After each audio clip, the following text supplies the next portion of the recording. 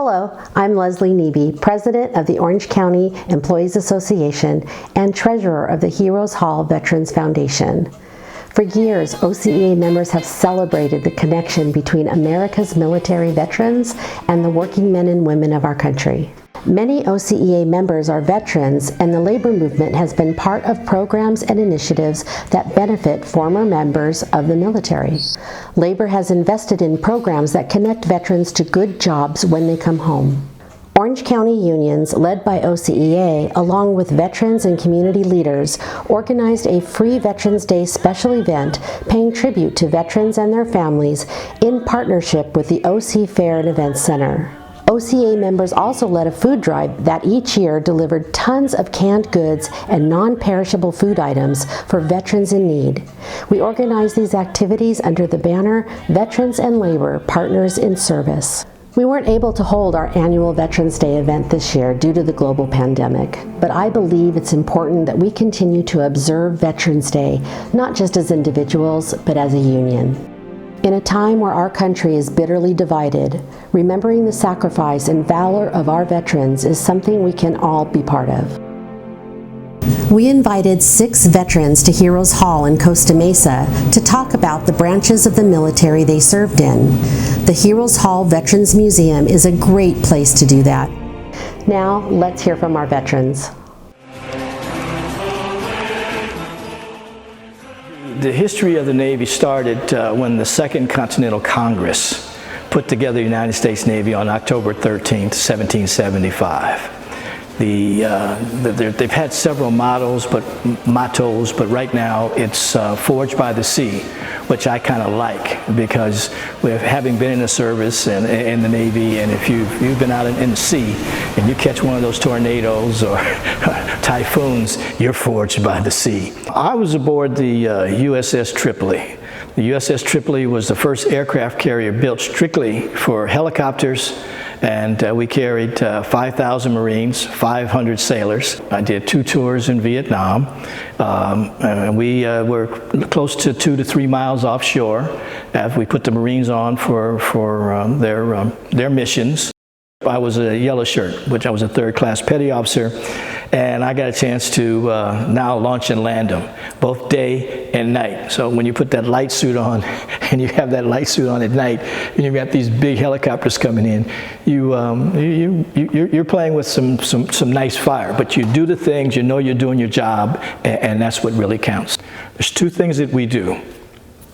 We're either preparing for a crisis, or we're in a crisis. And I don't care what branch of the service you're in, you got a commonality with all of us, and we all come to the party ready to go together. And I can track my relatives on my mother's side all the way back to for the Louisiana militia back in the War of 1812. So I come from a long line of military people, but the thing is, we're all here to help and do what's best for our country. And so God bless all the sailors and other members of the services, and go Navy. So here's the Coast Guard marching song. We sing on land or sea. It was formed in 1790. August 4th is the birthday. The interesting part about it is that it was formed originally, it was called the Revenue Marine Service. A ship would come in, they'd go to the custom house, and they would pay the duties. Well, Americans were really good smugglers. They had a lot of practice with the British, and the honor system just did not work out. Alexander Hamilton, the father of the Coast Guard, they organized 10 cutters to enforce smuggling laws. No matter what you're doing, if you're working on buoys, even if you're doing law enforcement, a call comes in, a boat's in trouble, someone needs help, you drop what you're doing. There's nothing in front of search and rescue. I used to watch a show called Emergency on TV, and I wanted to be a fire department paramedic. I thought that was the greatest job you could ever have. And one day I was at the beach with my family, and my dad said to me, a Coast Guard helicopter flew over, and my dad said to me, you know, they have paramedics on those helicopters. And I'm like, unbelievable. I thought I knew the greatest job in the world, but now that's even better. The Coast Guard is evolving. The Coast Guard operates the icebreakers for the United States. They resupply Murdoch Station in Antarctica, and with the ice melting in the Arctic, you know, other countries are interested in exploiting those resources, and we need to be able to project power there, or we're going to miss out.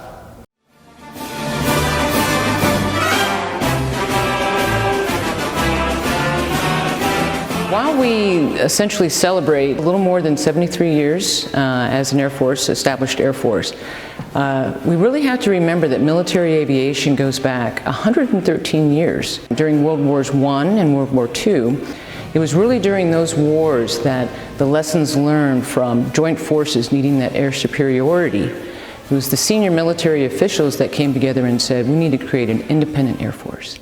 And that so happened on September 18th, 1947, as part of the National Security Act under the Truman administration, the United States Air Force was born. I did get a scholarship at UC Davis with ROTC, and it was fantastic. So after graduating from UC Davis, I had the amazing opportunity to become a navigator on the KC-135 air refueling tanker.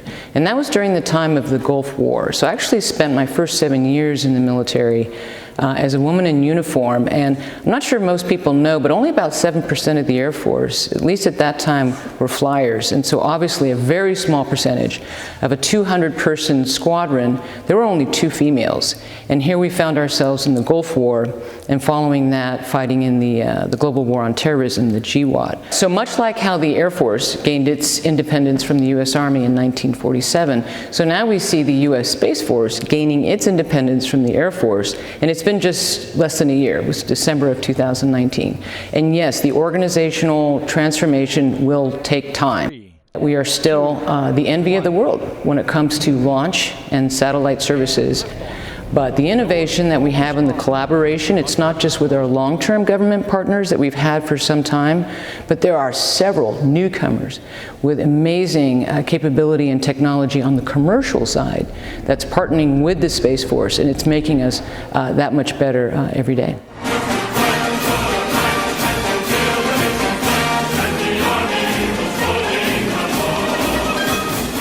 The United States Army was established by the Second Continental Congress, basically 1775. It was established, of course, to fight the British Army. And so this is the 245th year anniversary of the United States Army. When I received my draft notice, I was racing horses at Rosecroft Raceway in Washington, D.C. When I arrived in Vietnam was May of 1968. It was the bloodiest month of the entire war, so my timing was perfect. You know, all of my family have served in the military. I mean, virtually everyone.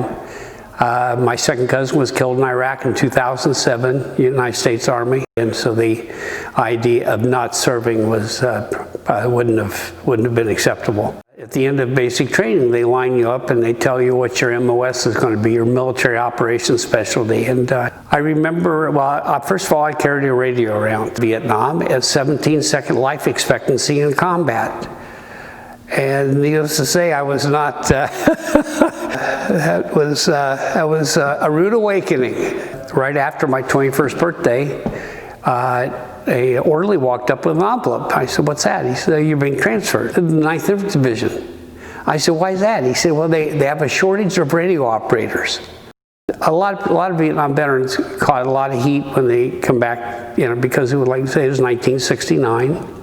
And I did not encounter one moment of that.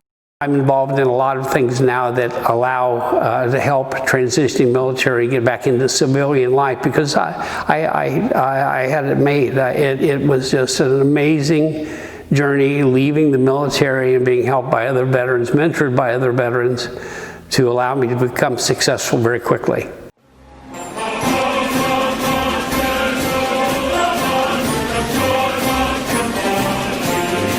The Marine Corps, established in 1775, was used to battle ship to ship and provide security for the ships. As the Marine Corps grew, they found that because of their amphibious nature in terms of, fighting in 1775 on the ships, that it would be an incredible amphibious attack operation.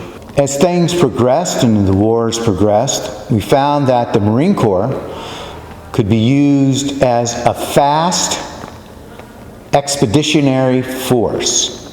In other words, it's the tip of the spear. I had the privilege to serve in the Marine Corps, and my MOS, or my job, was 0331, a machine gunner.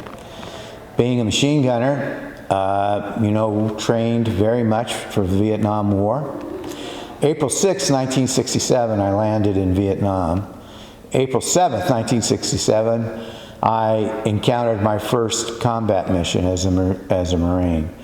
I had the privilege to fight during the Tet Offensive, during the siege at Khe Sanh, and all through the I Corps area, which is the northern part of Vietnam. Like anything in life, the Marine Corps is one big team, and it's a team of people that keeps that fighting Marine on the ground. We have to have supply and logistic folks to be sure there's enough ammunition can get out to the field. The Air Wing, the United States Marine Corps Air Wing, with its jet force, can always count on the Marines who fly the lowest, the fastest, and the hardest. And of course, Vietnam veterans were left behind in many, many ways, certainly in terms of benefits and recognition, but that's changed now. We see the country now showing appropriate appreciation to the men and women that go off to war to keep us safe.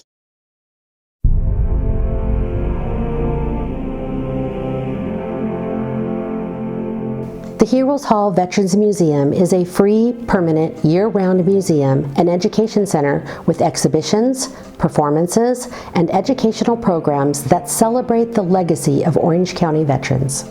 Heroes Hall is a special place because this is a place that veterans can tell their stories. It's a safe place for them to talk about their experiences, and we honor that. We have plaques out in our Medal of Honor courtyard that tell the story of our heroes.